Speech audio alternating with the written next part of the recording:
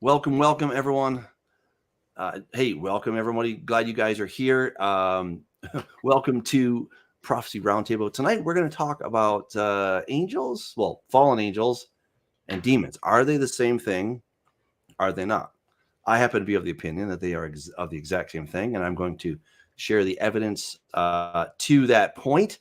And we have a guest tonight. We have Ronn Johnson, who is going to present that they are two different, distinct kinds of entities. Okay, so that's our basic thing tonight. Joel's going to kick us off, kind of get us started. So Joel, go for it, buddy. Oh, you all right?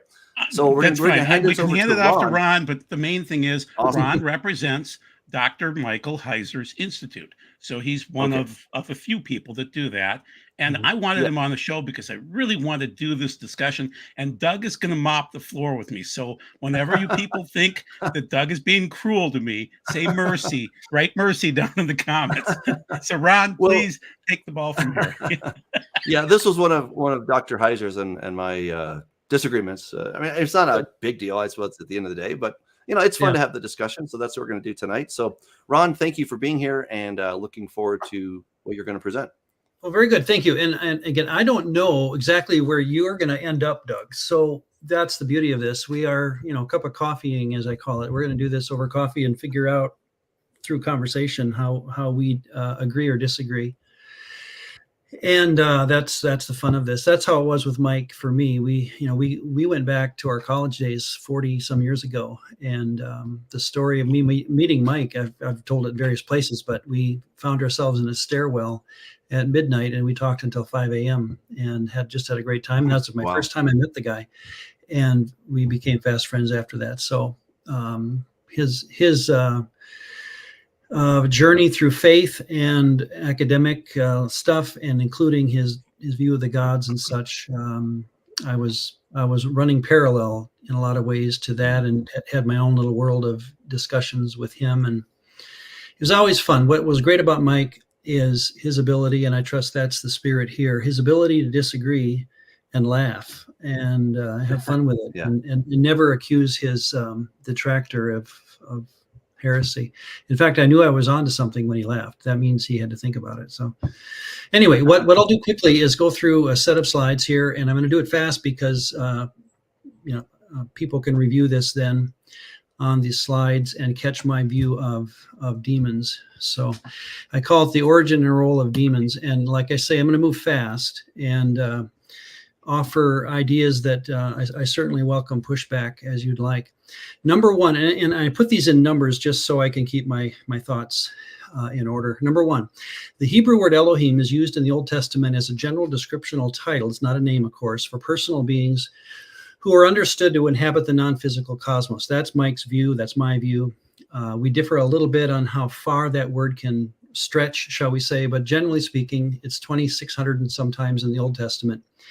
Our operations or options for interpretation include English words like capital G God, small g God, or gods, plural, Godhead, spirit, deity, divine being, with each option often accompanying its own theological agenda. There's a reason why you may want one word over another. I found I was a pastor for many years, and I found myself using some words in some settings that would not just annoy the audience, right? The Bible uses Elohim as the most common title for Israel's head deity. Now, here's a point I always make going into this kind of discussion, and it annoys the crowd, but it also endears me to some people that are listening. To be clear, then, God, capital G-O-D, does not exist in the Old Testament. There is no capital G God in the Old Testament. Elohim occurs many times referring to the God of Israel. Interpretationally, we decided to put a capital G on that, but they did not have capital letters, and that's important for discussions about God and gods in the Bible. Now, that is given because, number two, then, demon, think about this, is a transliteration of the Greek daimonion, a relatively uncommon word. It's like 7 times in the Septuagint. To again then be clear, demons do not exist. Daimonia, plural of daimonion, do. In other words, to be fair tonight, I think, and I'll come around to the word demon at the end of my argument, but they didn't know what a demon was because that's an English transliteration from a Greek word, right? So they are talking in terms of daimonion or daimonia, and we later turn that into an English word. So, for example, these are three verses out of the Old Testament Septuagint, where I'm grabbing them to show where the word daimonia occurs. Deuteronomy 32:17, they sacrificed to daimonia that were no gods, to gods they had never known, to new gods that had come recently, whom your fathers had never dreaded.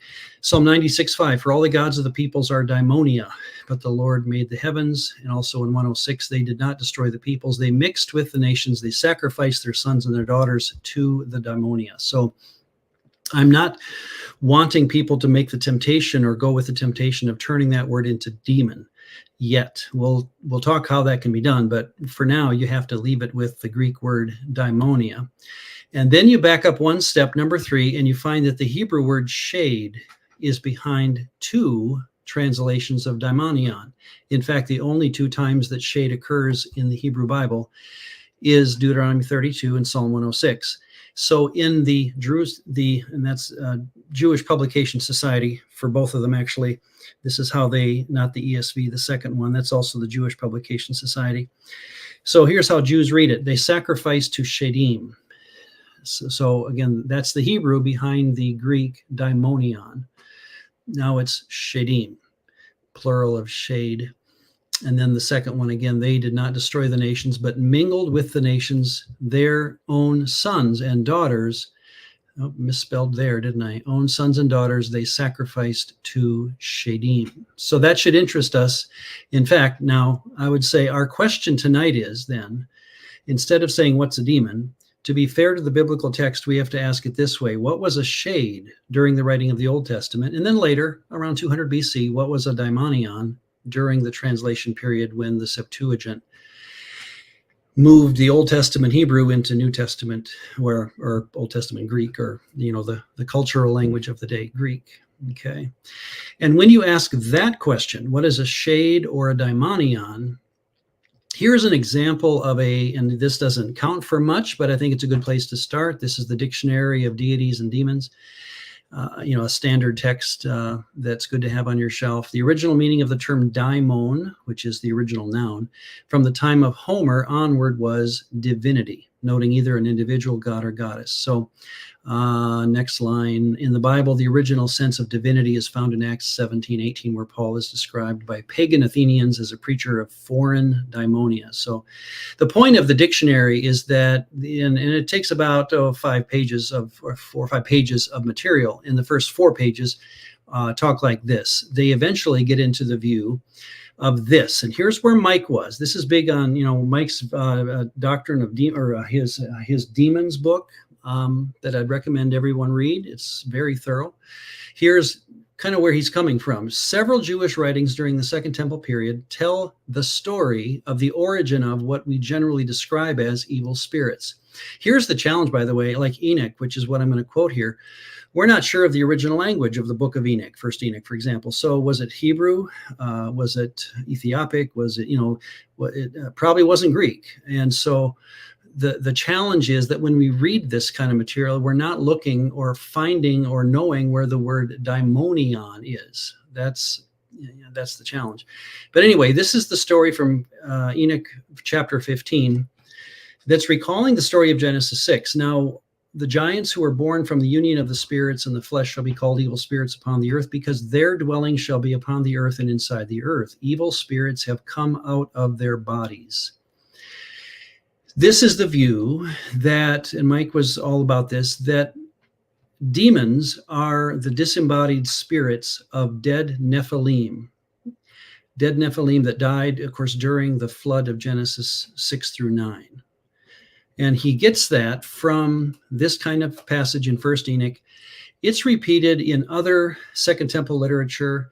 And even then, the idea of unclean spirits is drawn from here into the Gospels. And Mike has a whole argument for it. And I'm not saying he's there.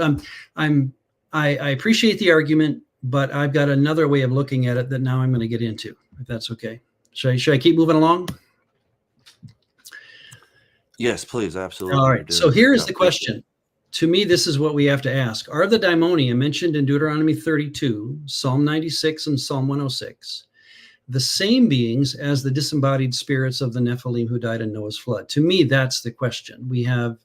Well, that's a big question, but that to me is how specific you have to be. And I think these are two different sets of beings for the following 7 reasons, and I'll go through them fast. The daimonia of Deuteronomy 32, Psalm 96 and 106 seem to describe beings that are being worshipped by Israelites as a result of Genesis 11 more than Genesis 6. So, this famous passage from Deuteronomy 32, when Yahweh separated mankind, he put them under the authority of B'nai Elohim, God-class beings. Repeated in Deuteronomy 29, described in Deuteronomy 29 even more clearly. They went and served other Elohim, those that they had not known and whom Yahweh had not allotted to them, which of course implies that some were, or he was. So that to me is the first argument, that when you listen to these verses again, they sacrificed to daimonia. It's recalling the story, not of Genesis 6. If anyone was reading this, my argument would be, and notice how 32:17 is right after 32:8 and 9, that the argument would be, or the natural connection to the daimonia of the Old Testament, and there are not a lot of occurrences, right? There's not a lot, like 7 of them. But those occurrences, when they're clearly talking about a set of beings that are spiritual beings, Elohim class beings, their mind will run to Genesis 11 and Deuteronomy 32, not to Genesis 6. That would be my first argument. Number 2, second argument, demon possession, as we encountered in the New Testament, think of Jesus, healing demon-possessed people, is never described in the Old Testament. You don't have demon possessions in the Old Testament where Elijah, Jeremiah, Isaiah are de-exorcising humans out of people, or de-exorcising demons out of people. Instead, the Old Testament finds non-Yahwists being, at least in some situations, susceptible to visitations of Ra, or evil spirits sent by God to torment them. And of course, you have the Saul story. I'm of the opinion that Saul was not a Yahwist, which is why God could do this to him. He could send a Ra spirit upon him. In other words, here's the argument. Number 2 quickly is, why don't we have demon possessions, New Testament style demon possessions, in the Old Testament? It's because, in my estimation, the gods were allotted to the nations to rule over them, and that's what they were doing. There was no reason to come into people and do the things that we're going to notice in the book of, or in the Gospels. Okay. Number 3, demon-possessed individuals in the New Testament, on the other hand, think now all the way to Jesus. They seem to identify themselves as the gods of the nations that were promised destruction. So first, I'm going to just fly through the Old Testament verses that promise destruction on the Old Testament Elohim, the ones that were given rule over the nations. On that day, Yahweh will punish the Tzavaot, or the host of heaven. They'll be gathered together and they will be punished. Isaiah 34:2, the Lord is enraged against the nations, furious against all their Tzavaot again, or hosts, usually a heavenly host, and I'll argue that that's the gods of the nations. He's devoted them to slaughter. Zephaniah 2:11, the Lord will be awesome against them. He will famish all the Elohim of the earth, and to him shall bow down each in its place. In other words, those that are ruling over the earth will bow down to Yahweh in the end. Haggai, I will shake the heavens. Again, a promise that the nations and their gods are going down. Probably the most clear, Jeremiah 10, thus you shall say to them, the Elohim who did not make the heavens and the earth shall apelumi, perish from the earth. The reason I throw the Greek word in there is because here's my point, that when demon-possessed, this happens a couple times, when demon-possessed individuals meet Jesus, they'll say this line back to him as though they're quoting Jeremiah 10:11. What have we to do with you, Jesus? Have you come to apelumi us? We know who you are, the Holy One of God. So it seems like the daimonion of New Testament Jesus encounters, okay, the daimonia of Jesus moments, are playing the role very clearly of what the Old Testament gods knew would happen to them, and that is that they would be punished. Number 4, when Jesus and John's enemies claimed that each, Jesus and John, had a daimonion, Remember, they say Jesus had one. They say that John had one. They appear to be claiming that this otherwise normal person was being loyal to a competing deity. My point is that it just, again, if I say to someone in the New Testament, you have a demon, or no, not demon, I'm sorry, you have a daimonion, what I'm arguing for is that you're taking the other side of the loyalty question. You're on the wrong side of the Yahwist question. And it's bigger than just like a Genesis 6 issue to me. It's a which God are you being loyal to, Yahweh or the other side? Number 5, Paul warned the Corinthians that eating a meal dedicated to daimonia constituted idolatry. Again, much bigger issue than we often give it credit for, repeating the worship of pagan deities. This no temptation has overtaken you verse in 1 Corinthians 10:13. The next verse, therefore, my beloved, flee from idolatry. That's the temptation these people were facing as they walked to church on Saturday or Friday nights, I guess it would be. And they came across these Gentile sacrifices. And Paul's point to them was that if you do this, you're fellowshipping with daimonia, which would be equivalent to, from the argument of 1 Corinthians 10, the gods of the nations in the Old Testament. Number 6, Paul's opponents in Athens, and I brought this up before, thought that he was introducing 2 new deities, Jesus and Anastasia, into the city. And there's the verse. He seems to be a preacher of foreign. Now you'd expect the word theoi there, but they were content using the word daimonia because, again, to them, in my estimation, the crowd and Paul and others thought of daimonia as divinities or deities. He was preaching Jesus, and they heard Anastasis, and they thought that was a goddess, probably. 7, my last point, the 3 mentions of daimonia in Revelation each describe an apocalyptic vision on the end of this age when God's heavenly forces war against the hordes of Satan. In other words, this is a bigger issue than just disembodied spirits of Nephilim. This is the entire horde of Satan versus the entire host of God's side. So I'm not going to read the verses, but Revelation 9, 16, and 18. Again, I would put theoi there, or something like that, but they are content to use daimonia as a synonym, really, I think, for all the theoi that are against Yahweh. So in sum, based on the larger story, here's my argument, in general. I don't mind that demons could be thought of as Genesis 6 Nephilim that are disembodied, but here's my argument. Based on the larger story that's being told, my recommendation is that Shedim, Hebrew, daimonia, Greek, if you want to say demons, now's the time, are to be identified as the Elohim who were allotted to lead the Gentile nations as described in Deuteronomy 32. They performed this role during the Old Testament. That's why you don't have demon possession stories. They're doing their job. When Jesus came to earth, like the lights coming on and the cockroaches, scattering, they likewise took on human form to challenge Jesus' kingdom. So you had 2 human, you had interaction on the human level, both from God's point of view through Jesus, and you had an interaction from Satan's point of view through demon-possessed individuals. After Satan's defeat in the wilderness, they were often seen falling down before him in worship, admitting that he was the Son of God. And I had one more slide, but I don't see it coming up. All I say is, if Genesis 6 does have beings that are what Jude and 2 Peter describe as being chained in darkness or in Tartarus, waiting for the judgment of the final day. I take Genesis 6's beings as a separate story than Genesis 11 beings. That's all I'm doing is recommending that what happens in Genesis 6 is a story to itself.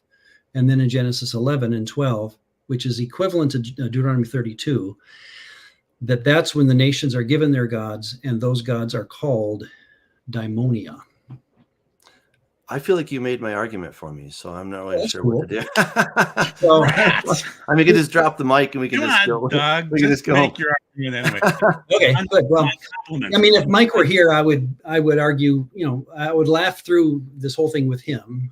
So anyway, I mean, because I think the major sticking point for a lot of people is First Enoch, and I have an answer to that for why I would, because I also think that the disembodied spirits of the Nephilim are referred to as demons. But my take would be that that the Nephilim were created as a type of biosuit. These were avatars created for the Elohim, for the daemonia, so that they could in some way incarnate, on this planet. And so I think we end up at the same place. When their bodies died, then their spirits had to, get out. Yep. So Joel, do I go now or do you go? Yeah, you're supposed to go now. You were going to Sweet. Okay. argue against Heiser. Well, okay. So I didn't do a PowerPoint this time. I got a bit lazy, but I did a paper, which I wrote. It says in Corrupting the Image 2, if you guys are interested, or you can go to my website that I put on in the chat there. Okay. So again, John, I think you did a fantastic job of pulling it all together. Ron, excuse me, pulling it all together. And I just, again, I think you kind of made the argument for me that that daemonia and Elohim are basically the same thing. And what's interesting is that we never see the term fallen angel in the Bible. Okay, so this is where a lot of people, and I'm not saying that you're saying this wrong, but a lot of people want to say, well, fallen angels are different than demons, but they're not. Fallen angel is something that we, the church, have coined as a term to make a distinction between the good angels and the bad angels, right? We certainly know that Satan had his bad angels there in Revelation chapter 12. As you so correctly point out, the term daemon is a term for gods and divine powers. It's, God, lesser deity, unknown superhuman factor, protective deity of various sorts. You have, as again, you pointed out, you did all the work for me. Appreciate it. So when Paul interacted with certain Epicurean and Stoic philosophers, some said he seems to be a proclaimer of foreign gods, daemonia, again, referring to Jesus, right? Because the word daemonia, in its most basic sense, it means mighty ones. Okay, that's what daemonia means. It means mighty ones. And guess what the word Elohim means? Well, it also means mighty ones. Okay, so if Elohim Hebrew means mighty ones and daemonia Greek means mighty ones, well, then they're exactly the same thing. And it doesn't mean that they're necessarily all good guys or bad guys. These are really neutral terms, just like we see the word Elohim can refer to the bad Elohim. It can also refer to the one true Elohim, which you correctly point out. There's no capital letters in Hebrew. That is something that the translators have done to help the English reader understand, which one we're talking about. But you can always know the difference because the God of heaven and earth, it's of course a plural noun, but it's always followed by a singular verb, and that's how you know what that distinction is. Okay, so now, again, you point this out, so I won't rehash all of this different stuff. But something that I think is really powerful is Philo of Alexandria. Okay, this guy was a genius when it came to Greek philosophy. He was a genius when it came to scripture. And he really worked hard to kind of marry the two and to show all the similarities between them. All right, so in his writings on the giants, he says, when the angels of God, that would be the B'nai Elohim, right, as it were, saw the daughters of men that they were beautiful, they took unto themselves wives of all whom they chose, those beings whom other philosophers call demons or daemonia, Moses usually calls angels. All right, so, there we have a first century, Second Temple, right, but first century source, a guy who's really smart, right? He's obviously a very brilliant Jew. I just want to point that out. He lived in Alexandria. And he was concurrent with Jesus, all right? And so he is calling them one and the same. So, again, we have all this really powerful evidence. The Bridgeway Dictionary, incidentally, confirms rebellious or fallen angels are variously known as demons, evil spirits, spiritual hosts of wickedness, principalities, powers, rulers, authorities, evil spiritual forces, cosmic powers of evil, and angels of the devil. All right, so these are all different kinds of classes. So the etymology of the word demon likely stems from the word dio, to divide destinies.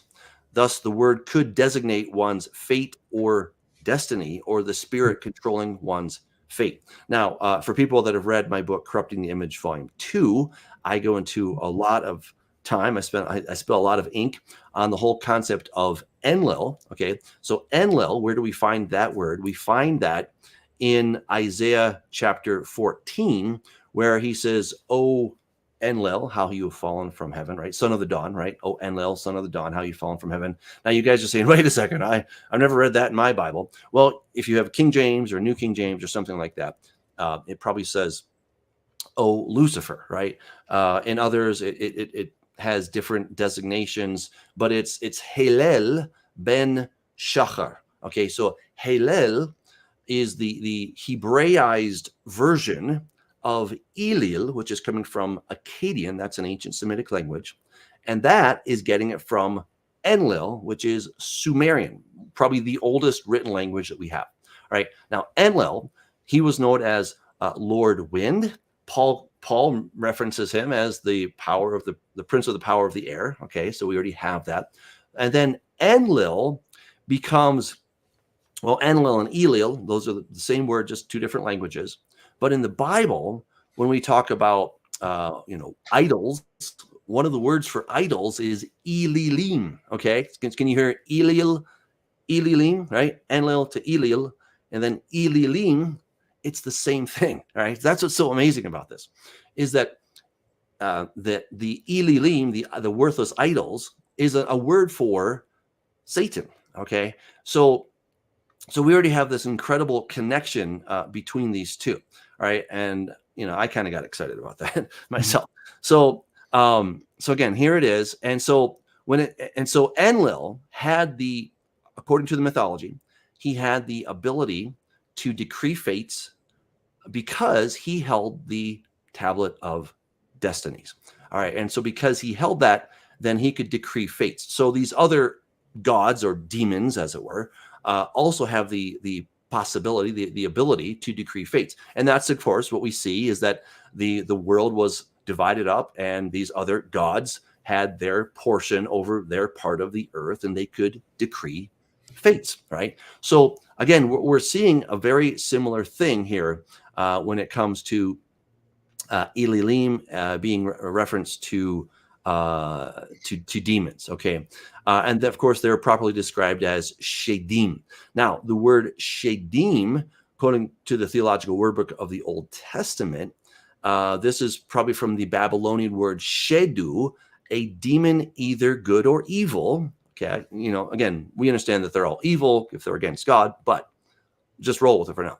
And pagan religions, the line between gods and demons is not a constant one. And this now explains why we see demons referred to in the New Testament as unclean spirits, to distinguish between the angels who kept their first estate and those who rebelled. We see the use of shedim as gods, where God told Elijah to chastise the king of Samaria when he sought out the aid of Baal Zvuv, the god of Ekron, who incidentally was known as a Rephaim. Baal Zvuv, 2 Kings 1, is the healing deity. So, well, anyway, Prince, Lord of the Underworld in Ugaritic texts refers to Baal as a cathodic healer god. So in case you guys are wondering, the word Rephaim, Rapha is the same word as doctor or healer. Okay, so Rephaim probably refers to some type of healer or someone who's been healed. Okay, depends how you look at that. All right, so in the Septuagint, Isaiah 65, Daimon renders the Hebrew name of the pagan god of fortune, Gad, where the Israelites are said to have been preparing a table for the demon. This conception of table fellowship with pagan gods who are in reality demons carries over into the New Testament, as Ron already pointed out for us.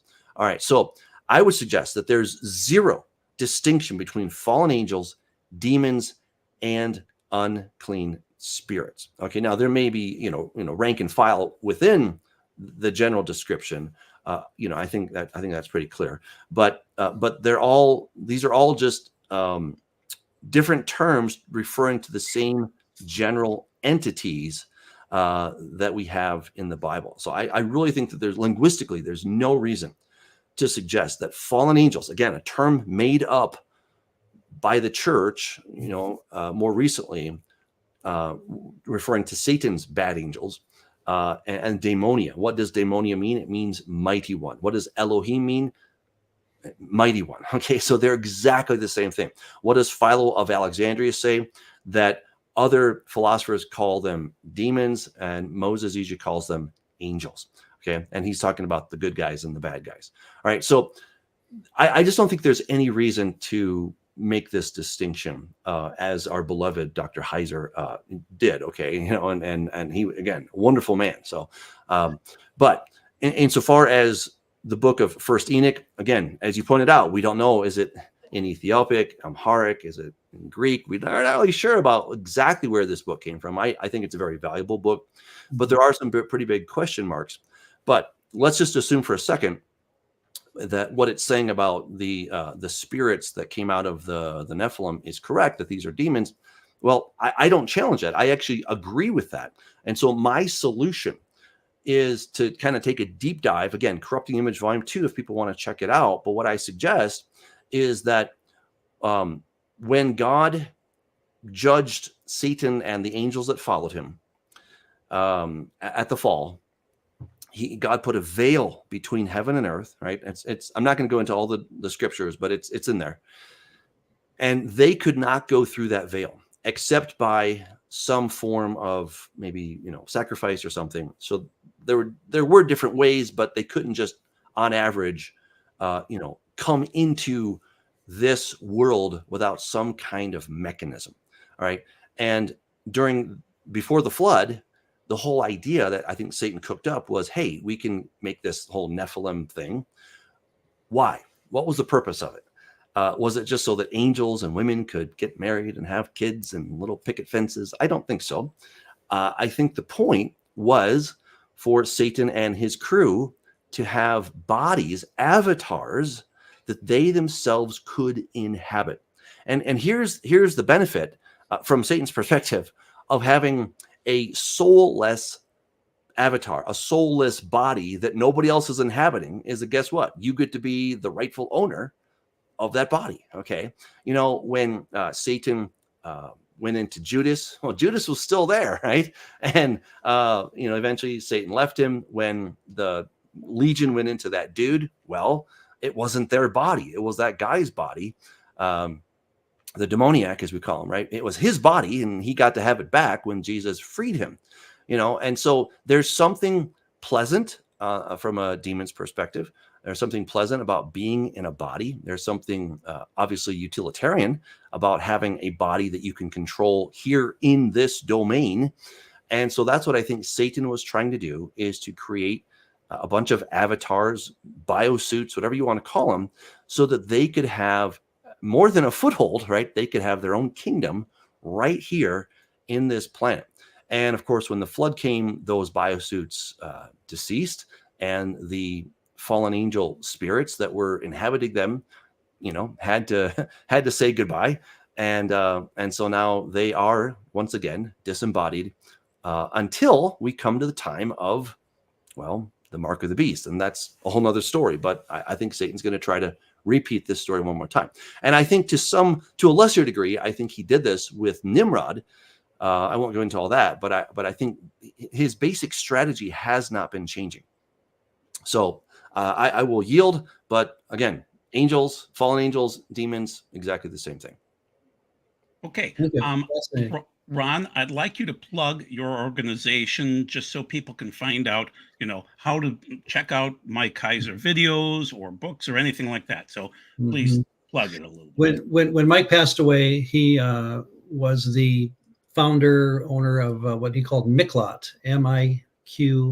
It's a Hebrew word for something. I forget what it means.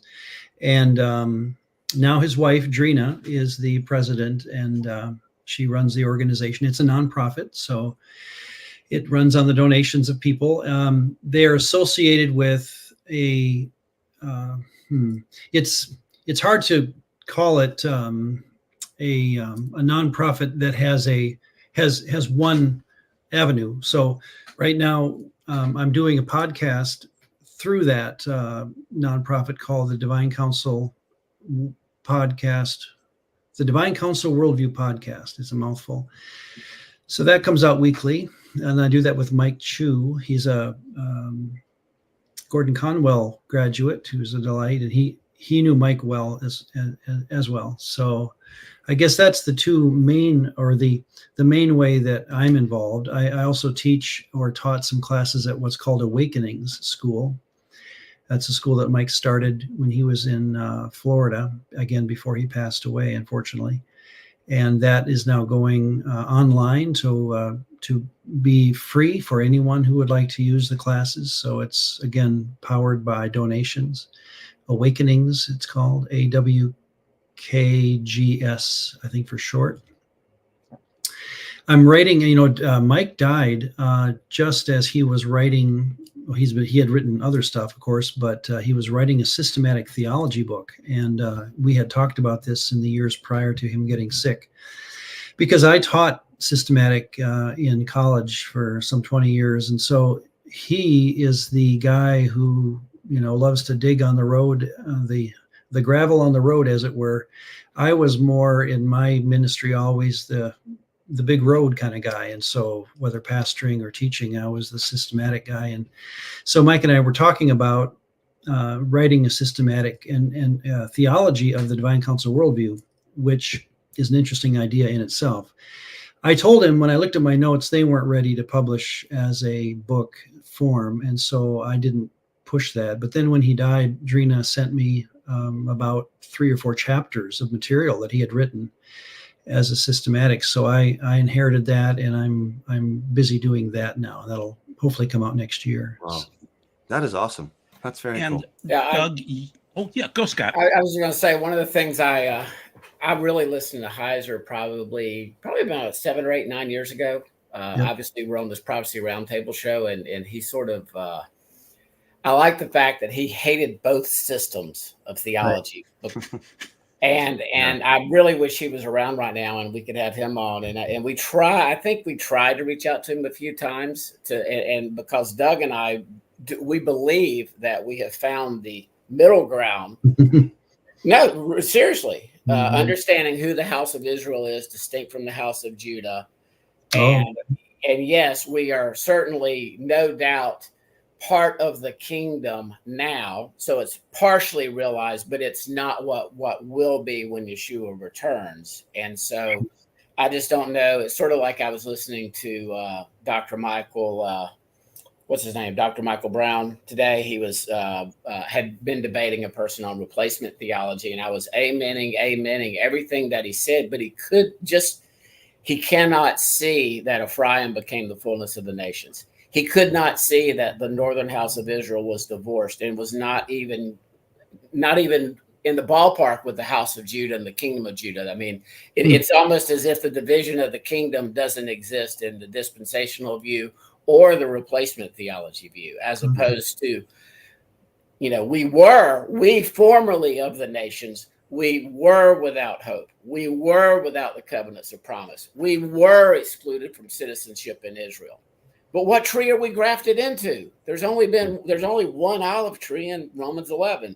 And so in my mind, I wish Dr. Heiser was still around to discuss. Yeah, that would have been fun to hear. Theology standpoint and how these prophecies can be literally fulfilled and applied to the literal house of Judah and to what I call Christianities and to the larger house of Israel or Ephraimites, which DNA never mattered because Caleb says, hold my beer. He was not part of the tribe of Judah, a DNA Jew, but he was placed.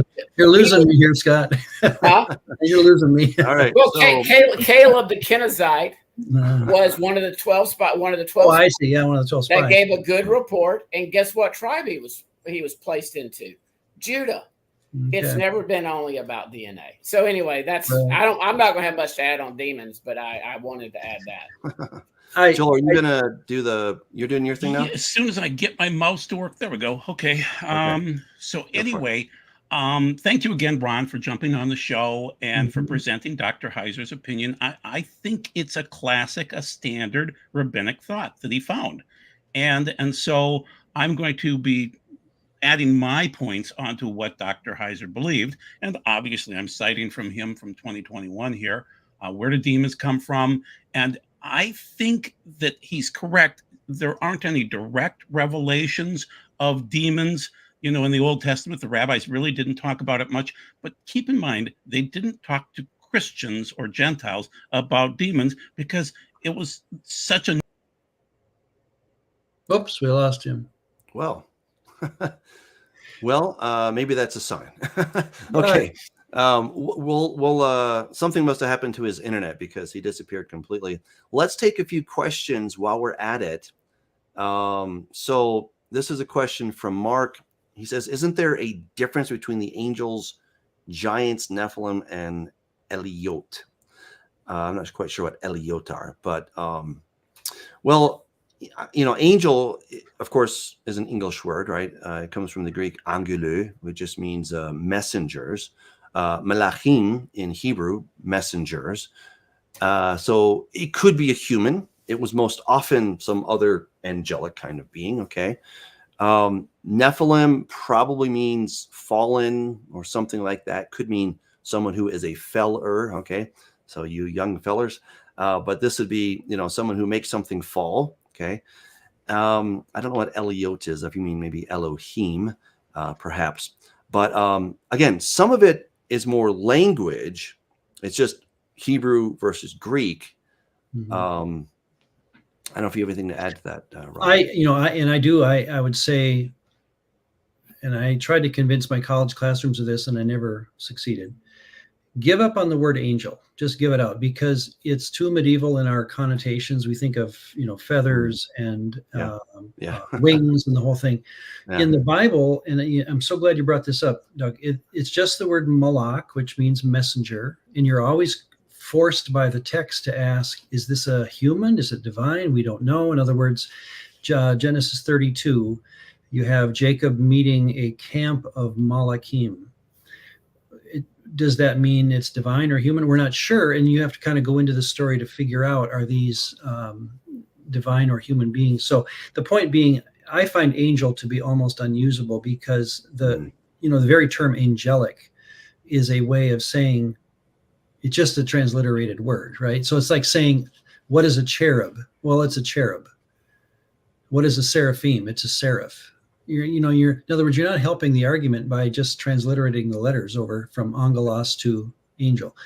And you had in one of your verses there, it's good to see this, that there are numerous places in the Old Testament, Masoretic text, the original Hebrew, or the oldest Hebrew probably, where the Septuagint will drop in the word angelos or right on top of Elohim.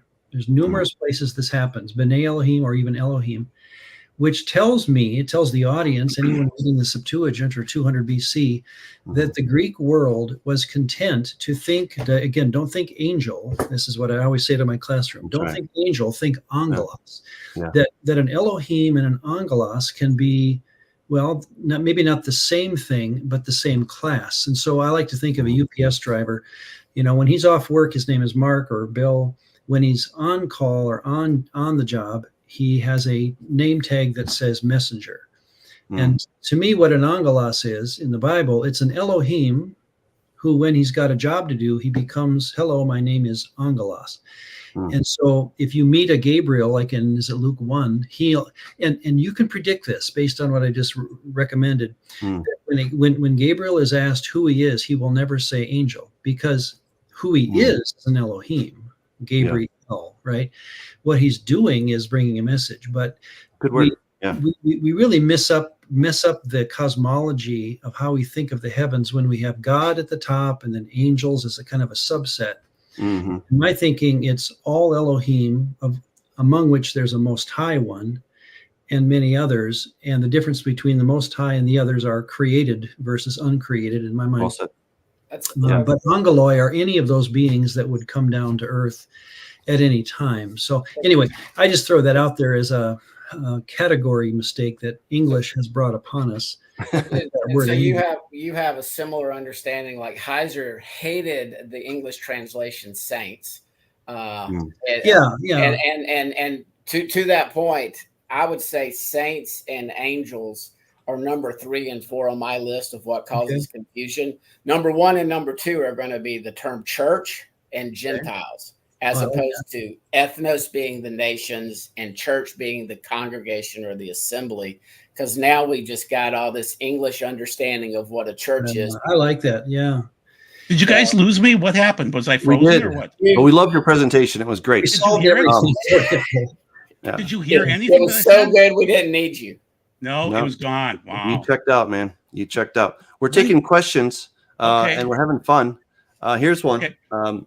So this is from Shiny Man. Fallen angels are created by God directly. However, demons are the products of the illegal mingling of the fallen angels with the daughters of men. Thus, they're different. Well, Shiny, I mean, that certainly is the topic of our discussion tonight. I would argue vehemently against that view. I do not think that you have a new sort of being coming into existence. I mean, let's think about it. Let's kind of do some basic, I don't know, biology. Okay, when a man and a woman procreate, all right, what kind of offspring do they have? It's human, right? Now, when a human, and of course that human that comes from the man and the woman, what kind of spirit does it have? Well, it has a human spirit. Okay, now the human spirit ultimately came from God. I would liken it to sourdough bread. Okay, so sourdough bread, you can't just say, I'm going to cook some sourdough bread today. I'm going to bake it. You have to have a starter, right? And you got to take a little pinch of the starter and put it into the mix, and then the whole thing becomes sourdough. So I would suggest that when it comes to the passing on of the spirit of mankind from one generation to the next, there's different theories, but mine is more the what's it called? The transference versus the creationist. Okay. Some people think that when a man and woman make a baby, then God's like, oh, I'm going to put a spirit in them. I disagree with that. I think that that the spirit I have came from my parents, and I kind of got a little pinch from my dad, a little pinch from my mom, and voila, here I am. All right. And then I passed on a little bit of my starter, okay, to my kids, and then they'll pass on that starter to their kids. So this raises an interesting question.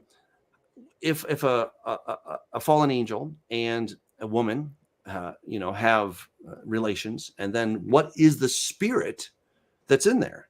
And so the huge problem I have with suggesting that these Nephilim are this whole new class of being, insofar as their spirit goes, is that they are automatically assigned to a destiny of doom, to hell, whatever you want to call it, through no fault of their own. Merely from being born, they already assigned hell.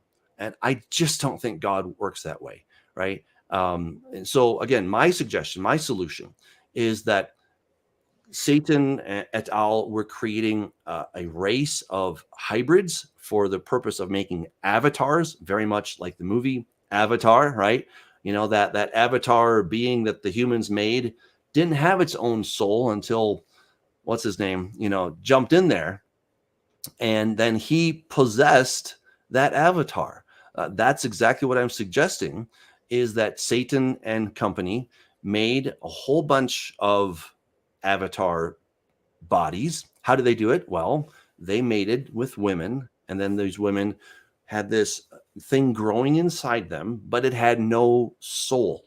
And then when it came out, the fallen angel then possessed this avatar to become his own avatar. Okay, that's what I'm suggesting. So again, this whole idea that demons are necessarily this completely separate class of beings is not found in Scripture. Okay, the best that we have is from First Enoch. And again, I know Dr. Heiser, God bless him, would argue that they are a different class of being. I understand. That's why we're debating this. Okay, so that's my take on it. Ron, if you want to rebut that or whatever you want to say. And thank you, Doug. Your view is different than mine, but it's not wrong. I'm just saying I hadn't thought of it, so I'm having to test drive your thoughts as I think, and I like it. I'm having been introduced to it for the first time. I'm having to think quick, as to how it all works. Can I ask some questions about your view, just Please. to clarify? Yeah. Did this happen again then in the Canaanite story? In other words, when it says "and afterward" in Genesis 6:4? Yes. Yes. So does it happen again in the days of Joshua, in your mind? Well, I don't know so much in the days of Joshua, but what I would suggest is that because, Satan and crew got in big trouble with the flood, he found a different way to do it. So instead of angels coming and mating with women, what I would suggest, based on the text and a little bit of science, okay, is that Nimrod became the progenitor of these new bad Nephilim. Okay, In Babylon. So yeah, I mean, yes, the tradition is that Nimrod was the architect behind the Tower of Babel. Exactly. Yeah. Okay, His name means let's rebel, right? So Marad means let's rebel. Nimrod Right. is let's rebel. We find him as Ninurta in the ancient world, which means Lord of the Earth. You take those same root letters, MRD, you get Marduk. You also get Martu, who is the god of the Amorites. And what does God say to Abraham? Hey, know for certain that your descendants will be slaves, and in the fourth generation I'll take them out, because the iniquity of the Amorites is not yet complete. Okay, so by the time the children of Israel got to the land of Canaan, it was overrun by Amorites, which was a general designation. It was a umbrella term for the Rephaim, for the Zamzumim, for the Zuzim, for the Nephilim, for the Anakim, right? These are all different terms it's an umbrella term.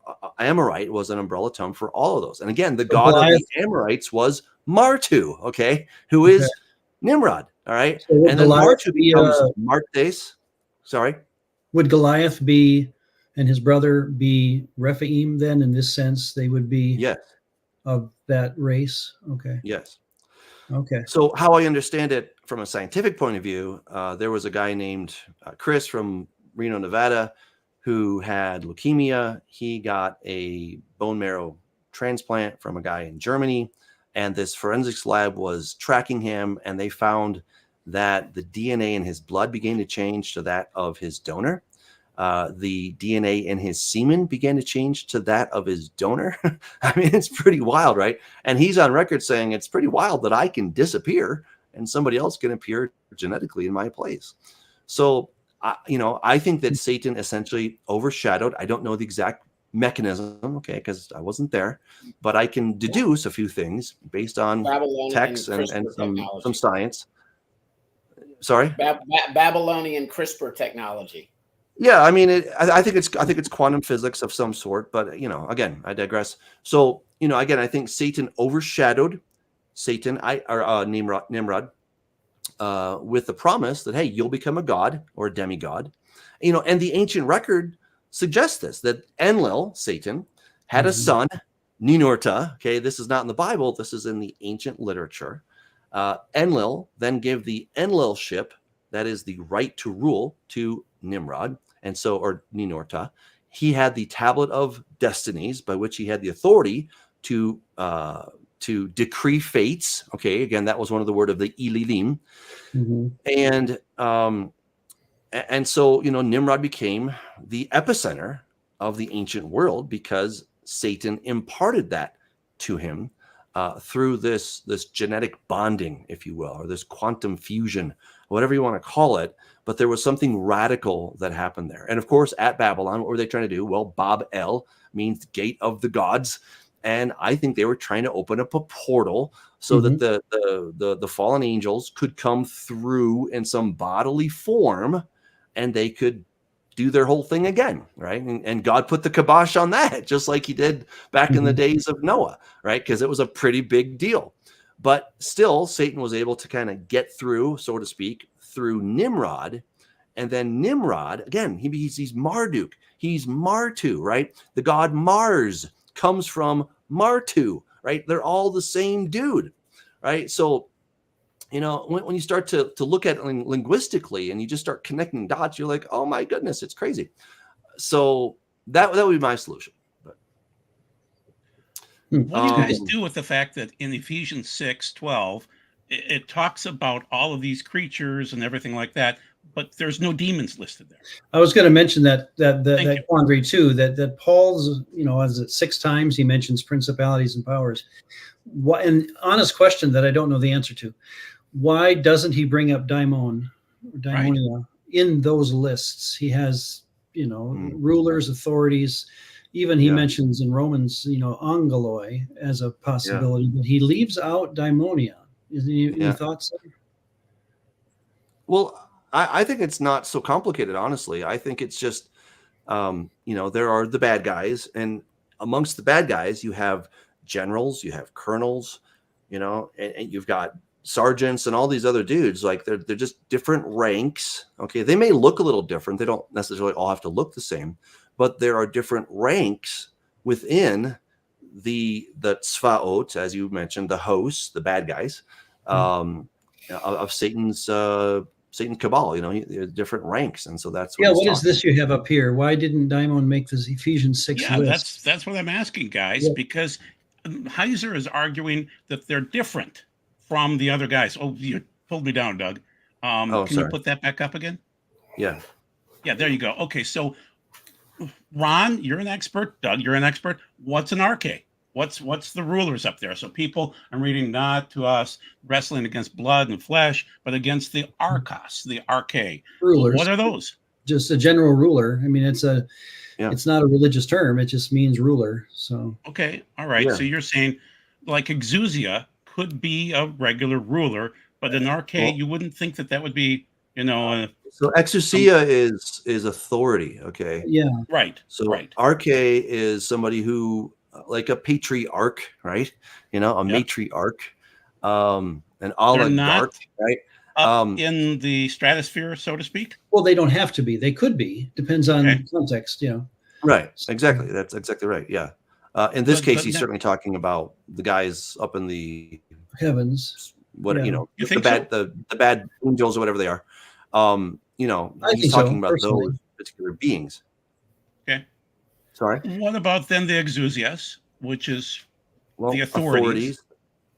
That could be human. And I take that to be, personally, this is my view, and I know Mike was here too, that would be the Deuteronomy 32 dispensing of the allotment of deities to the world. That's their role. Their archae and exousias, as it were, that they are in a geographical control of different parts of the world. That's how. So they're part of the 70 then? Oh, I don't know about the 70, but that's just tradition, Okay, so we've got Prince of Greece, Prince of Persia. Would they be? They would be. That's that idea. Yeah. Yeah. I totally agree with you, Ron. Okay, so Joe, we're voting you out, man. Oh, okay, all right. So kosmokratoras. Right. What are they? They're cosmic. They can't be on the earth. Right. They are. Right. Judge means krato is a judge. So but it's in the cosmos, so we all agree cosmos is another layer. Mm-hmm. Well, again, I'm no expert, but the context is we do not wrestle against flesh and blood. So all of these entities are not flesh and blood. I mean, that seems to be kind of like grade school level or ignorant hick Southern Alabama lawyer that doesn't know Greek level stuff. Okay. All right. But you're reading the English too there, Scott. So they're cosmic powers. They're probably, I would argue that they're in the Marome area, which is in the Hebrew. That's Isaiah 24:21. The high places. Right. The high place. Well, above wherever we are, okay. And then the next one after that, in darkness. So these are cosmic powers of the darkness. What does that mean? Well, again, if you go back to the ancient world, we're finding, again, the gods of old, however you want to call them, they were known to be, sometimes they were called, gods of the underworld. Okay. Well, it's kind of dark in the underworld. It's a darkness. It's a kingdom of darkness versus the kingdom of light. So again, I think, Joel, what he's doing is he's using a bunch of terms. Some of them may have a real distinction, but I think some of them might also just be synonyms to talk about what these powers are like, some of their different ranks, but I mean, Why it's tell exactly. us? Why tell it's us? hard to Why it's hard not? to pin down exactly, Right. because then they're With also scholars. spiritual forces of evil. Well, I think they're all evil as far as we can tell, because that's where we flesh and blood people are wrestling with these guys. So go out and fight. You don't know what you're fighting against, but just go fight. I mean, that doesn't sound logical, guys. This is why we put on the armor, right? Because we're fighting a host of enemy that we cannot see, and they have these powers and they have authority. That's important to understand, that they do have authority. We come across that same idea of authority in Revelation, where that exousia, that death and Hades have exousia power, which is really authority over a fourth part of the earth, which is everywhere people live, mind you. And so they do have authority, and that's the whole name of the game. I mean, that's how Satan can even imagine he's going to win against God, is by getting authority. And so Joel, what are you arguing for? I'm arguing what Heiser said, which is that these guys weren't supposed to be born. They weren't supposed to be on the planet. There's no salvation plan for them. There's no earthly plan for them. They aren't listed here because they're not important. They're the demons, daimonos. Yeah, I would disagree with that, because, again, God bless Dr. Heiser, but it's not fair to argue with a guy that's not here. But well, Ron knows. I'll argue again, exousia, authority. But again, when you start from the beginning and then go forward instead of starting at the end, right? So Enlil, right? Enlil is Satan. Enlil has the tablet of destinies, by which he has authority over the affairs of men. I think that same tablet of destinies is the scroll we find in Revelation chapter 5. And when God, or Jesus, begins to exercise his authority over that document, well, then this kingdom starts to fall apart, right? And again, he has been operating on the whole basis of authority. And then he can give out that Enlilship. He can give out a slice of that authority to whomever he wants. How do we know that? Well, because he did it to Jesus. Hey, I know you're here to save the world. That's cool. But you don't need to do all that stuff. Just bow down to me, and I'll give you the exousia, right? Mm-hmm. I'll give you all this stuff. Just bow down, and it'll all be yours, right? Because I can give it to whomever I want. It's been delivered to me. So, on that side of the equation, Satan is the ultimate authority. Hey, and just I real think quick, Jason's right. Hold on, Joe, hold on a second. I put this up real quick. Not that we don't know. Everyone has some opinions. Doug has a very strong opinion on this. Dr. Heiser, who's not with us, has a pretty strong opinion. Joel has a strong opinion on this topic from an overall. I've had demonic fights. Well, let me finish. From a salvational standpoint, or even understanding scripture, whether demons derive from Doug's position or Dr. Heiser's position or Joel's understanding, it's really irrelevant. We battle some evil supernatural beings that we can't see. They're in another realm. They can manifest. Demons did possess people. We can all agree on that. Nobody's disputing that. And this is just kind of if anybody who's watched this show, I've been pretty quiet because I'm ignorant on this topic. I don't have much to add, but we've got some highly educated people. Joel's pretty passionate about it. I'm not. But it really, ultimately, it doesn't matter. There are demons. There are these archons. There are these, high forces. There are fallen sons of God. There are.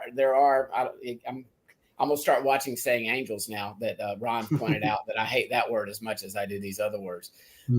There are these fallen messengers, and they exist irrespective of whether or not they came after the flood, if they're the disembodied spirits of the Nephilim, or if they pre-existed then. This is who we're fighting against. So that's all I really have to add. And it elevates during Revelation times, and we seem to be getting close. Would we all agree that we're getting closer to the time of Revelation? I think so. Every generation thinks so, but here we are. So, Joel, let me ask you a question. How do you defend your position that demons are different than fallen angels from a linguistic point of view? Unfortunately, I'd have to jump back a slide here. Go ahead and toss it up. Toss my slides back up, Doug. So Dr. Heiser went through it this way. He said you start out with Genesis 6:4, the Nephilim, the B'nai Elohim mating with the Bat of Adam, and then you produce Nephilim. Apkalu, and Doug, I already ran through this, but you guys couldn't hear me.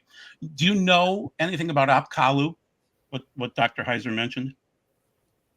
No, go ahead. Okay, it's a chicken-footed type rooster-headed being from Babylon, cohabiting. Okay. So it's basically the same story. Genesis 6:4, same thing as Apkalu in Babylon, cohabiting. He's equating based on Deuteronomy 2:11, the Anakim and the Rephaim. This is from a Dr. Michael Heiser article. Then moving along to the left-hand side here, it's kind of a circle. First Enoch, villainous sons of God, Genesis 6:1-4, were not only called angels, they were called watchers. A link to the Mesopotamian Apkalu is transparent and unmistakable. First Enoch, watchers and their offspring were the source of demons. Heiser. Okay, continuing on to the left-hand side, lower left, they will become evil upon the earth and shall be called evil spirits. Moving forward, First Enoch calls them bastard spirits, a phrase used of demons in several Dead Sea Scrolls. Then going to the middle, the bow of all of this, a non-biblical psalm found among the Dead Sea Scrolls calls demons offspring of man and the seed of the holy ones, a clear reference to the disembodied spirits of the divine human offspring from Genesis 6:1-4. So what I'm arguing and why I'm passionate is because I've already had demonic attacks against my family. And I had to go to the charismatics, sometimes the charismaniacs, to fight and learn how to fight because I wasn't taught. And guys, I was a scholar at that point in time, but I didn't know how to fight. Okay? But why couldn't they just be fallen angels? Couldn't fallen angels attack you just as well as a demon? Because I would say in Star Wars, these are the drones. These are but, not.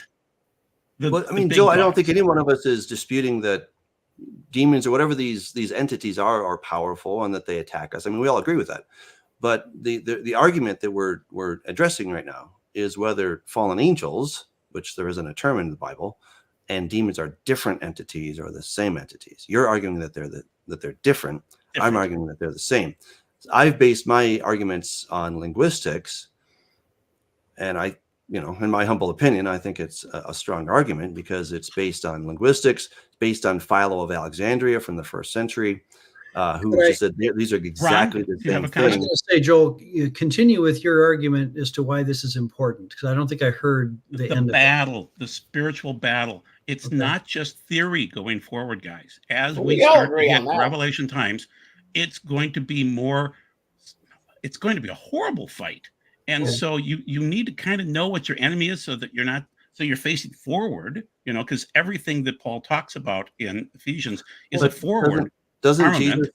But Jesus calls Satan the king of the demons, right? Yep. The leader of the demons. But then we see in Revelation that Satan has a bunch of angels. I mean, they're the same thing. They're all bad. We agree they're bad and they're powerful. Right. Well, here's we're talking about nomenclature. That's what we're debating. Nomenclature. Here's a verse, Revelation 18:2. Fallen is Babylon the Great. She has become a dwelling place for demons, a haunt for every unclean spirit. So again, you can make an argument just from that verse that there's a difference and a distinction between a demon unless and an they're parallel spirit. No, but because then let me finish. A haunt for every unclean bird, and that's something that does flap its wings. A haunt for every unclean and detestable beast, animal. So in other words, you have distinctions here. Otherwise, don't include birds. I mean, they're just birds. Some are made for food and some are abominations. Same thing with animals and beasts. And here you do have a distinction. And I'm not passionate either way on this. I think it can be argued both ways. And I would end up going, to Joel's point, it is important, but I don't think it's important if they were manufactured and created by the sons of God in Genesis 6, or if they are the fallen sons of God. I don't think it matters theologically. We battle against them, irrespective. I agree. Yeah. Don't bring a knife to a gunfight. We don't know what fight we're going into, guys, and so it's about time for us to discuss it. Doug, pop me back up again with my my PowerPoint, please. So I'm arguing that there is a hierarchy of evil. That Hillel is Hasatan, but that's just a title. And then beneath him, based on Enoch, first Enoch, there seem to be 200 fallen angels. There's not a third of the angels falling. Maybe that's a future event. There are these cosmic dignitaries, the archas, the exousias. These seem to be executive level humans, but anyway, the point is then the other terms, but there's also going to be a battle against the false prophet. And in many ways now, we're seeing the false prophet step forward. And we'll argue about that some other show. The beast, we don't know who he is, but he's separate from. And then there's a Gog player that's involved in the end times from Ezekiel 38, 39, and also Revelation. Nephilim, okay, which I would argue are the giants, the demons. I'm arguing that Heiser nailed this one. They're the disembodied spirits of the Nephilim because they're dumb, they're stupid, they wear masks, they fight dirty, they backstab you. I would argue that they're dumb. How do you know they're dumb? Because I fought against them. And so I would argue, based on basic fighting, that if you're going against Hasatan or whatever, if you want to call them, it's like saying that humans are dumb. I mean, no, I've met some dumb humans. Yeah, we are. Okay. Yeah, we are. But I've also met some really intelligent humans. You know, like you guys, you're all really intelligent. But I've met some dumb humans. Okay. So, I mean, again, I just feel like you're arguing. I think we're doing apples and oranges here, you know, and I just don't see the point. We all think there's bad beings out there, whatever you want to call them. However they got here, we think they're bad. But Ron, what's your thoughts on this? If we keep our topic really tight tonight, which is, are they two different entities? I don't think you can make a solid argument to suggest, based on solely first Enoch, that's the only proof text that people seem to have, that these demons are the disembodied spirits of the Nephilim, and that's the complete origin of them. Again, I just don't think that I don't think that floats. I mean, again, you have Philo of Alexandria. I think he's a really big voice. I think he's a huge voice, and you know, I don't think we should discount him. You know, he's saying that. So here's a guy that was fluent in Hebrew, fluent in Greek. Okay, you know, he was very much in the world of all this stuff, and he's saying that daemonia and angels are exactly the same thing. So do you just ignore that, or what do you do with it? That's you, Ron. Yeah. No, well, Joel, what would you do with that? Oh, I will in a minute. Ron first. You're on the hot seat, man. Would be that, yeah, I'm cool. Mercy. that the culture of Greco-Roman, you know, Greek civilization mixed with Roman concrete gave us the Greco-Roman culture. That we have a worldview that Paul's living in, that has both the biblical author using daimon at times and the audience using daimon at times, and they agree, in my estimation, on what they are, and that is the gods of the nations. So that's my basic position. Do you want me to defend it again, or what would be the best way to? In other words, and maybe this is where you and I, Doug, would disagree, that you see something that happens at the fall, Genesis 3. I personally, and I don't want to open a can of worms that we don't need to, but I don't see a fall in the Bible. I see an awakening, that the humans awoke to something that they should not have known, but I don't sense the word fall in the text, nor even in the story. The fall to me is Genesis 11, when humans are given, as Abraham was given the chance to become loyal to one deity, and all the other nations became loyal to other deities, now comes the problem. In other words, there was no problem of sin generally as much as there was a problem of worship patterns. And the question coming out of Genesis 3 is, which deity will you worship? And after Genesis 11, it just it hits hyperdrive, and now we have deities being worshipped as patron deities all around the world, starting with Nimrod in Babylon, but then spreading around from there. I know that's another topic, but yeah, we need to have you back on that one because that's an interesting topic. Yeah, I didn't know that you disagreed with Heiser on the three falls. Wow. Well, I do. I told him this. I said, Mike, how do you know there was a fall in 3? How do you know there was a fall in 6? Oh, I love his falls. And how do you know that 11 is a fall at all? Because again, this is my read on it. In Acts 17, Paul says to the Athenians that God did this in order that they would search for Yahweh. So could it be that Psalm 82 and other places are not saying that all the gods rebelled? It's saying some did, some didn't, some are smarter than others. In other words, in my cosmology, just like as we're talking about, we've met some dumb humans, but also some smart humans. I think there could also be smart Elohim and dumb Elohim, and that we have in the history of the world. And the fall could be progressive. Yeah, that's fair. That we have, what's like turning to the other side, turning to the dark side, could be a progressive thing. Absolutely, I think AI is teaching us this, that the ability for us to create something that supersedes us, as it were, that might be touching on how Elohim can function. That they may be so intelligent on another level that we don't understand how they compete even with Yahweh on issues that.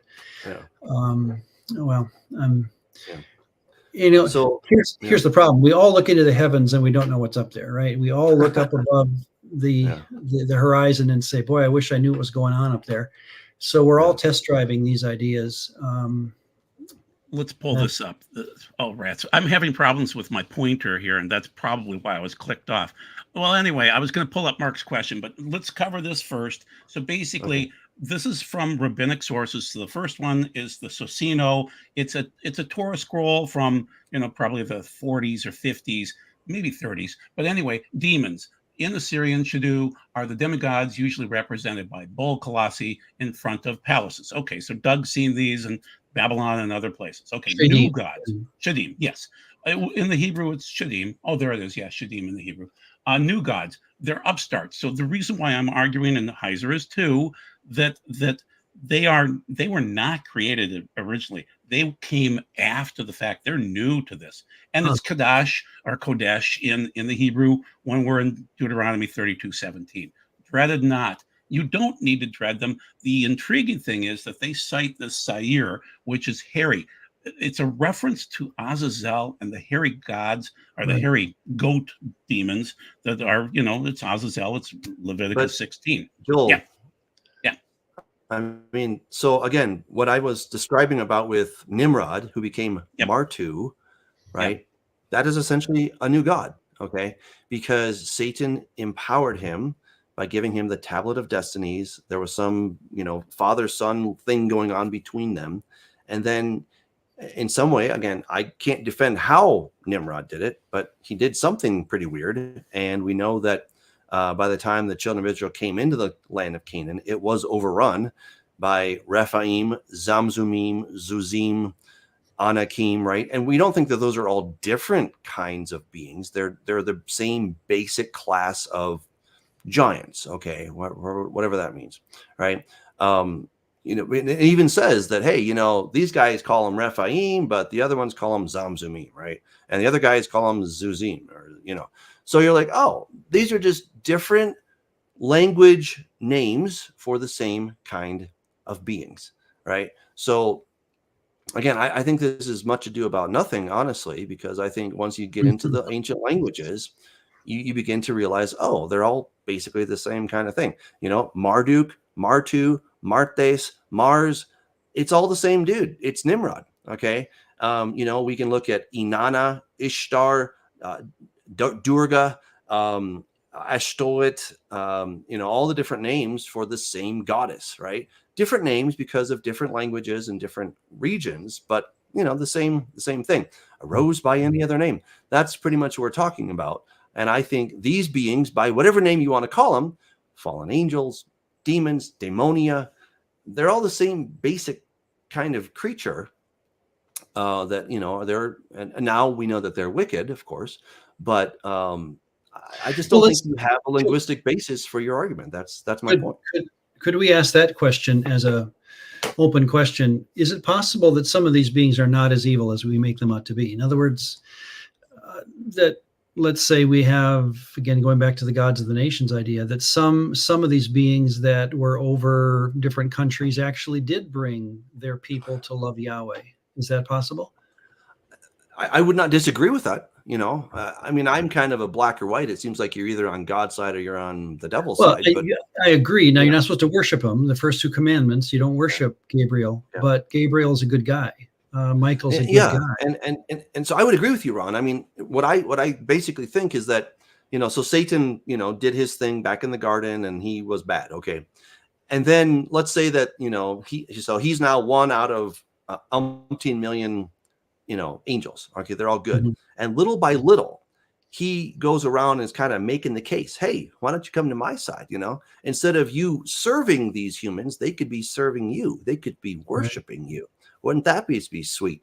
And so I do think it was a progressive rebellion, that Satan was going around and he was sweet talking these guys to kind of, hey, come join my side. And so the authority, the position, the role, and the office that these various angels, had around the world, some of them may have turned to the dark side little by little. Joel, do you agree with that there could be, even today, movement among the spirits and which side they take? I would say that they come on as being neutral and try to befriend you.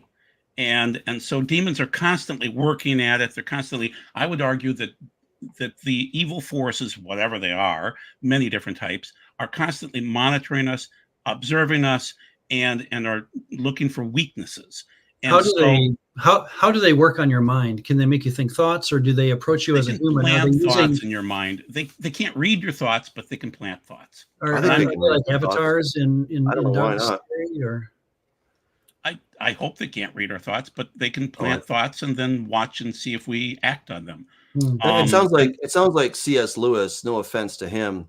I mean, Screwtape Letters was an amazing book, but we got to be careful not to take Screwtape Letters as theology, right? That's a fictitious account of what one man thought was actually going on the other side. I mean, I like the Screwtape Letters. It's very insightful, but we do not know that that's how it works. Okay. How does it work, Doug, do you think? I mean, I'm not holding you to this. I'm just theorizing with you. Again, I like to go back sort of to the original bad guy, Satan. I've done a tremendous amount of study on him in Corrupting the Image Volume 2. His basic motivation, based on my studies from Ezekiel 28, Isaiah 14, and many other places, is that God created him as the prime minister, sort of like Joseph in Egypt. All right. Mm-hmm. Hey, the only thing between you and you're the top dog except my throne, right? Says Pharaoh to Joseph, right? So then let's imagine Pharaoh has a son. All right. Well, who's in control of Egypt? Well, Joseph is. Okay. Joseph is still running the show, but that son born to Pharaoh is going to outrank Joseph by virtue of being his son. So God creates Satan, invests in with all this power and beauty and all this wisdom, and says, "Hey, you're the top dog. You're in charge of my universe. Do a good job, and make sure you watch over this little place called Gan Eden that I'm putting you in charge of." Mm-hmm. And then God goes and makes Adam and Eve, right? And Satan's like, so those are his sons, but I'm just the prime minister, and I'm supposed to serve them. I don't think I'm interested. And so he gets them to kind of commit spiritual suicide. Says, hey, why don't you eat from that tree? I think that is when death entered into the world. That's what I mean by the fall, is that's when death, corruption, decay, that's when it all fell, when it came in, is at that event. And that is when we became enslaved by in our authority. We gave away the authority that God invested in Adam and Eve was forfeited, and it went to Satan. And then it even says in the ancient text, it says that the Anu ship, Anu is the creator God. So Satan, or Enlil, usurped the Anu ship, and then he retitled it and called it the Enlil ship. And then he could give out portions of that Enlil ship, that authority, to whoever he wanted. And again, that's what he tried to do with Jesus. So, so I think having done this, and I think if you were one of the good angels, and then you're seeing Satan having all this fun, and now, humans are worshiping him instead of him serving them. Worship and serve are the same word, incidentally, avod, right?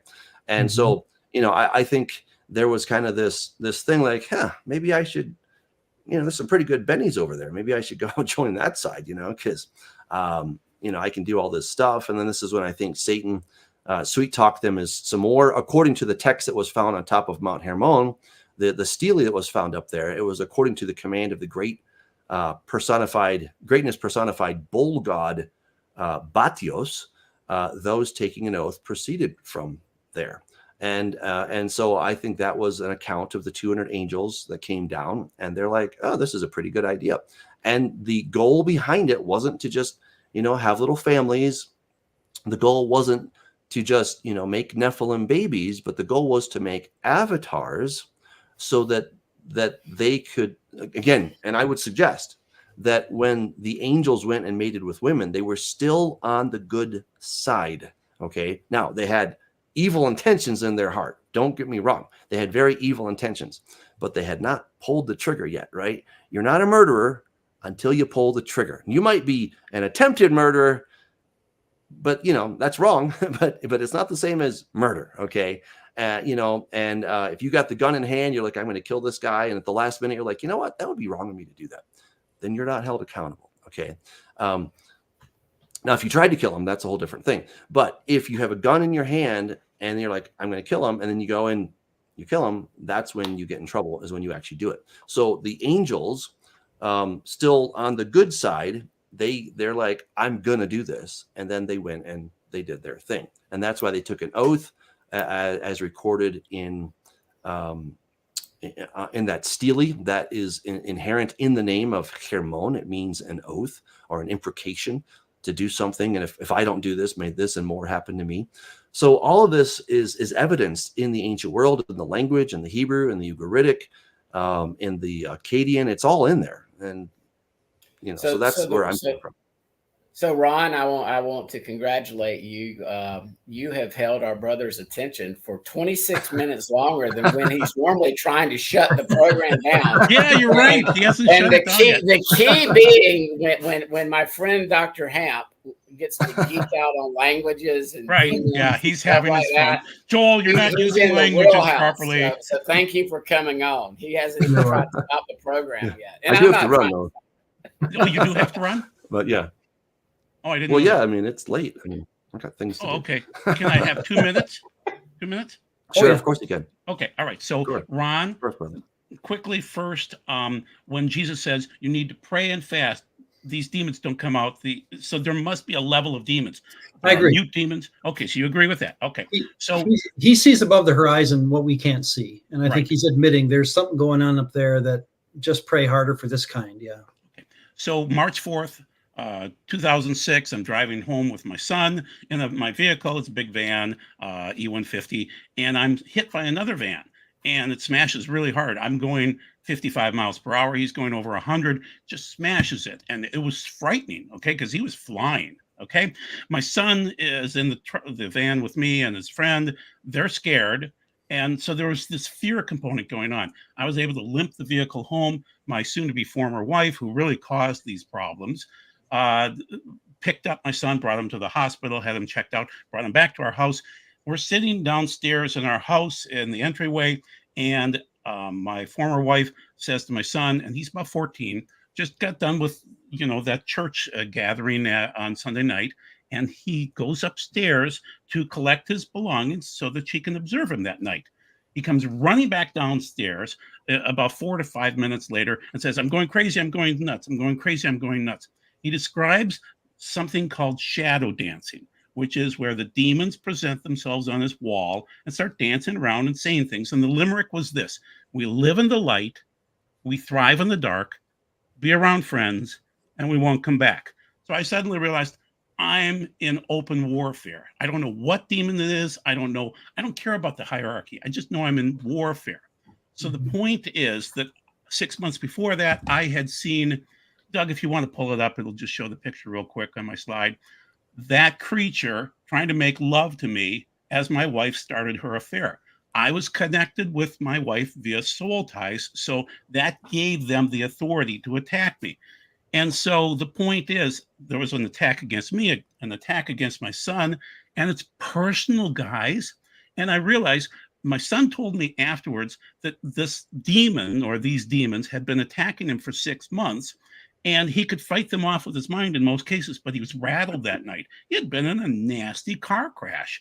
And so I'm telling people that this stuff is going to increase as we move forward into the end times.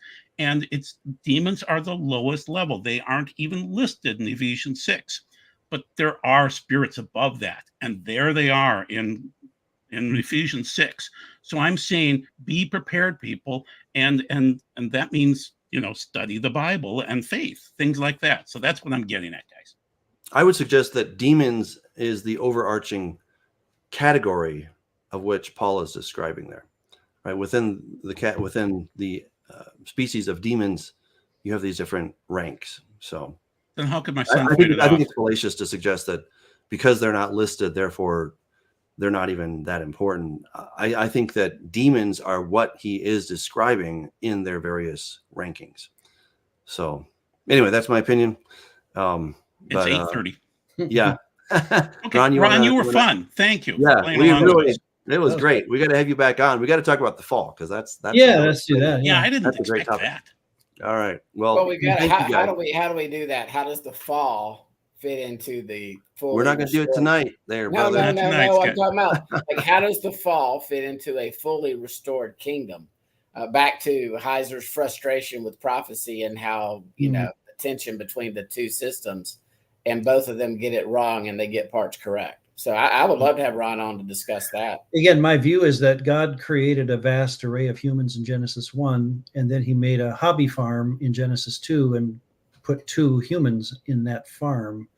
And when they ate of the tree, they were kicked out of the farm and they joined a world of humans that were already dying. So if we want to talk about that view, I'd be happy to give you. Yeah, and how it relates to the That'd be restoration. fun. Okay. Really fun. Thanks, Ron. Stay on after the show here. Yeah, for a minute. Hey, well, thank you, everybody. We're Thank glad you. Good to meet you. Who's right? I don't know. I mean, you guys can be the judge. Always go back to Scripture. That's where the ultimate authority lies.